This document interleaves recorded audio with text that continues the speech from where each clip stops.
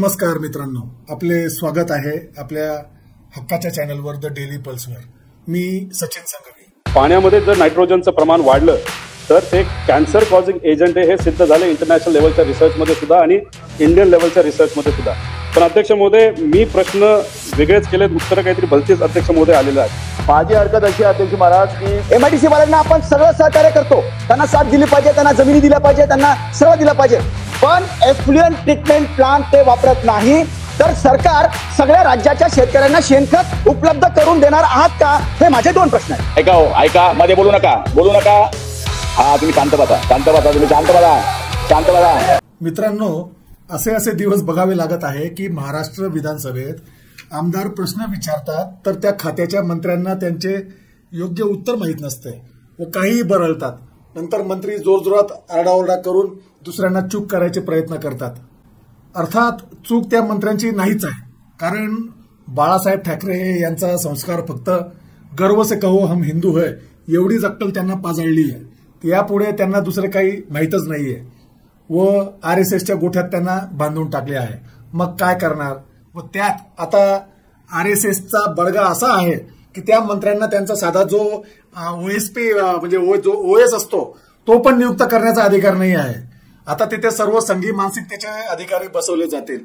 त्यात कोणतेही निर्णय प्रक्रियेत मंत्र्यांना अक्षरशः दुधातल्या माशीसारखे बाजूला काढून ठेवले आहे। पण शेवटी अधिवेशनात तर उत्तर या ठोकळ्यांनाच उभे राहून द्यावे लागते। मग काय, त्याने काही बरळतात। परवा आमदार रोहित पवारांनी एक फार महत्वपूर्ण प्रश्न उचलला की पाण्यामध्ये नायट्रेटचे प्रमाण वाढत आहे व त्यामुळे पाणी प्रदूषित होऊन त्याद्वारे आजार वाढत आहे। मित्रांनो, या प्रश्नाची व्याप्ती फार मोठी आहे, त्याला कोणीच हलक्यात घेऊन चालणार नाही। त्यासाठी सर्वात आधी रोहित पवारांचे अभिनंदन की त्यांनी अभ्यासपूर्ण प्रश्न विचारला। आपली स्वतःची काळजी घ्या, कारण सरकार तर संगोटी लोक चालवत आहेत, ते फक्त उच्चभ्रू लोकांचीच काळजी घेतील, त्यामुळे आपल्यासारखी जनता सध्या राम भरोसे आहे। तर आजचा आपला विषय आहे महाराष्ट्रातील नायट्रेट प्रदूषण, औद्योगिक उदासीनता, अकार्यक्षम महाराष्ट्र सरकार। सर्वात आधी आपण समजून घेऊया नायट्रेट म्हणजे काय। नायट्रेट म्हणजे NO3 हा नायट्रोजन आणि ऑक्सिजन पासून बनलेला एक संयुग नैसर्गिक वायू आहे। तो वनस्पतींसाठी आवश्यक असला तरी जास्त प्रमाणात तो हानिकारक ठरू शकतो। नायट्रेट खतांमध्ये, प्राण्यांच्या मलमूत्रात आणि कुजणाऱ्या सेंद्रिय पदार्थांमध्ये तो आढळतो। सर्वात आधी आपण नायट्रेटचे दुष्परिणाम बघून घेऊयात। पिण्याच्या पाण्यात नायट्रेटचे प्रमाण जास्त असल्यास ब्लू बेबी सिंड्रोम म्हणजे रक्तात ऑक्सिजन कमी होणे आणि इतर आरोग्याच्या समस्या होऊ शकतात। मातीचे नुकसान, जी आपली शेतजमीन असते त्याचे नुकसान, जास्त नायट्रेटमुळे माती आम्लयुक्त ऍसिडिक होते, त्यामुळे सुपीकता कमी होते। शेतातील नायट्रेटयुक्त पाणी जवळच्या नद्यांमध्ये मिसळल्याने पिण्याचे पाणी दूषित होते। नायट्रोजनयुक्त खतांचा जास्त वापर केल्यास मातीतील पोषण तत्वांचे संतुलन बिघडते, त्यामुळे पीकही खराब होते। आता ज्या आपल्या शहरांमध्ये, गावांमध्ये ज्या नद्या असतात त्यामध्ये नायट्रेट कसे तयार होते? नायट्रेट विविध मार्गांनी नद्यांमध्ये पोहोचते। एक, पावसामुळे जास्त खत किंवा शेणखते वाहून जाऊन ते नद्यांमध्ये मिसळते।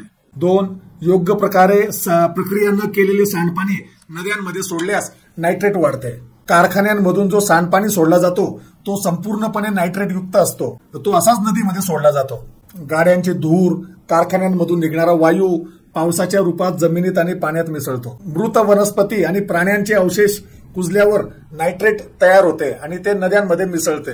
जास्त नायट्रेटमुळे युट्रोफिकेशन होते, ज्यामुळे नद्यांमध्ये शेवाळ वाढते व पाण्यातील प्राण्यांना ऑक्सिजन कमी मिळतो आणि मासे मरतात।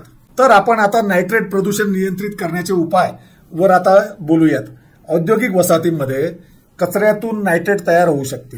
अनेक उद्योग नायट्रोजन युक्त संयुगे पाण्यात सोडतात, जी नंतर नायट्रेटमध्ये रूपांतरित होतात। खालील काही महत्वाचे औद्योगिक स्रोत आहेत। रासायनिक आणि खत उद्योग, खते, स्फोटके आणि रसायने तयार करणारे कारखाने नायट्रोजनयुक्त कचरा सोडतात, जो पुढे नायट्रेटमध्ये बदलतो। अन्न प्रक्रिया उद्योग, मांस प्रक्रिया, दुग्धजन्य पदार्थ, खाद्यतेल कारखाने आणि इतर अन्न उद्योगांमध्ये तयार होणारा जैविक कचरा नायट्रोजनयुक्त असतो, जो कुजून नायट्रेट निर्माण करतो। कापड आणि रंग उद्योग, काही कापड कारखान्यांमध्ये नायट्रोजनयुक्त रंग आणि रसायनांचा वापर केला जातो, ज्यामुळे सांडपाण्यातून नायट्रेट निर्माण होऊ शकते। औषध कंपन्यांमध्ये रासायनिक प्रक्रियांमधून नायट्रेटयुक्त कचरा तयार होऊ शकतो. धातू स्वच्छ करण्यासाठी वापरण्यात येणाऱ्या नायट्रिक आम्लासारखा नायट्रिक ऍसिड द्रव्यामुळे नायट्रेटयुक्त सांडपाणी नद्यात मिसळू शकते. कोळसा आणि इंधन जाळणाऱ्या प्रकल्पांमधून नायट्रोजन ऑक्साईड NOx वायू बाहेर पडतो, जो पावसाच्या पाण्यात मिसळून नायट्रेट तयार करतो. उद्योगधंद्यांनी नायट्रेट प्रदूषण कमी करण्यासाठी आणि पर्यावरणाचे संरक्षण करण्यासाठी काही उपाय अवलंबले पाहिजेत. त्यातले खालील उपाय प्रभावी ठरू शकतात. 1. सांडपाणी प्रक्रिया ट्रीटमेंट वॉटर ट्रीटमेंट प्लांट लावायचा. जैविक प्रक्रिया बायोलॉजिकल ट्रीटमेंट डिनायट्रिफिकेशन सारख्या पद्धती वापरून बॅक्टेरियांच्या मदतीने नायट्रोजन वायूमध्ये रूपांतरित करावे. रासायनिक प्रक्रिया आयन एक्सचेंज रिव्हर्स ऑस्मोसिस किंवा इलेक्ट्रोकेमिकल प्रक्रियेचा वापर करून सांडपाण्यातील नायट्रेट काढून टाकावे. कचऱ्याचे योग्य व्यवस्थापन करणे फार गरजेचे आहे. त्यासाठी त्यांनी त्या कचऱ्याचे पुनर्वापर आणि पुनर्चक्रण म्हणजे परत त्याला रिसायकलिंग आणि रिडक्शन टेक्निक वापरून नायट्रोजन युक्त कचऱ्याची सुरक्षित विल्हेवाट लावावी, जेणेकरून तो जमिनीत किंवा पाण्यात जाऊ नये. शाश्वत औद्योगिक प्रक्रिया सस्टेनेबल इंडस्ट्रियल प्रोसेस उत्पादन प्रक्रियेत नायट्रोजनयुक्त रसायनांचा वापर कमी करावा. शक्य असल्यास पर्यावरणपूरक पर्याय वापरावे.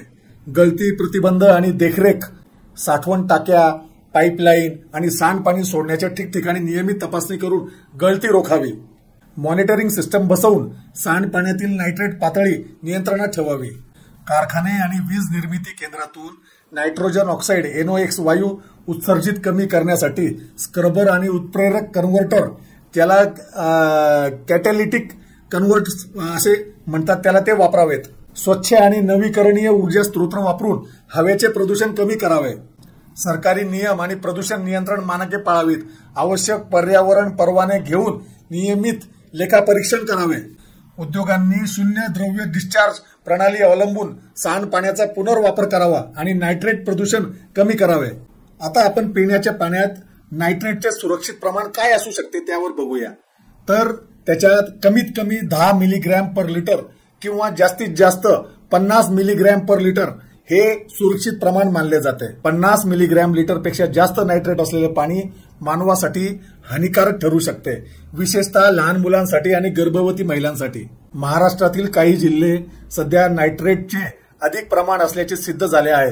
ते बघा, तुम्हाला आता या चित्रामध्ये दिसत आहे. माणसांवर जास्त नायट्रेटचे दुष्परिणाम ब्लू बेबी सिंड्रोम, रक्तातील ऑक्सिजन कमी होतो, ज्यामुळे नवजात बाळांसाठी धोकादायक स्थिती निर्माण होते. कर्करोग होतो. दीर्घकाळ नायट्रेटयुक्त पाणी प्यायल्यास पोटा आणि कर्करोगाचा धोका हा सर्वाधिक असतो. थायरॉइडचे आजार वाढतात, पचनाचे त्रास होतात, विषबाधा होते. आता नायट्रेटचे शेतकऱ्यांवर आणि शेतीवर होणारे दुष्परिणाम आपण बघूया. जास्त नायट्रेटमुळे माती आम्लयुक्त म्हणजे ऍसिडिक होते आणि शेतीची सुपीकता कमी होते. नायट्रेटयुक्त खतांचा जास्त वापर केल्यास खत धुवून नद्यात किंवा भूगर्भातील पाण्यात मिसळते. जनावरांचे आरोग्य धोक्यात येतात. जास्त नायट्रेट असलेले पाणी प्यायल्याने जनावरांना विषबाधा, मंदबाधा आणि प्रजननाच्या समस्या निर्माण होऊ शकतात. नायट्रेट प्रदूषण रोखण्यासाठी शेती, उद्योग आणि पाण्याच्या व्यवस्थापनात योग्य उपाय करणे फार गरजेचे आहे. त्यात तुम्ही नायट्रोजनयुक्त खतांचा अतिरेक टाळावा, माती चाचणी करून घेणे, गरजे इतकेच खत वापरणे, सेंद्रिय शेतीचा अवलंब करणे, रासायनिक जे खतांऐवजी सेंद्रिय खत जास्तीत जास्त वापरणे, ज्यात कंपोस्ट, शेणखत, ग्रीन मॅन्युअर वापरावे. तूर, हरभरा, सोयाबीन घेऊन मातीतील नायट्रोजन संतुलित ठेवता येतो. ठिबक सिंचन आणि तुषार सिंचन वापरून नायट्रेटयुक्त पाणी वाहून जाणे रोखावे. पावसाळ्यात आपण मोकळ्या शेतात जे खत टाकतो त्याच्यावर पहिले निर्बंध आणा. फिल्टर स्ट्रिप्स आणि झाडे लावणे. शेताच्या कडेला गवत, झाडे आणि नैसर्गिक वनस्पती लावल्यास पाण्यातील जो नायट्रेट असतो तो गाळला जाऊ शकतो. तर यातून निष्कर्ष का निघतो? शेतकरी, उद्योग आणि महत्वपूर्ण म्हणजे सरकार आणि नागरिकांनी मिळून नायट्रेट प्रदूषण कमी करण्यासाठी जबाबदारी घ्यावी. शाश्वत शेती, योग्य पाणी व्यवस्थापन आणि आधुनिक तंत्रज्ञानाचा वापर केल्यास नायट्रेटचे प्रदूषणावर नियंत्रण मिळवता येईल. तर मित्रांनो, आपली स्वतःची काळजी घ्या, स्वस्थ राहा. नमस्कार, मी सचिन संघवी.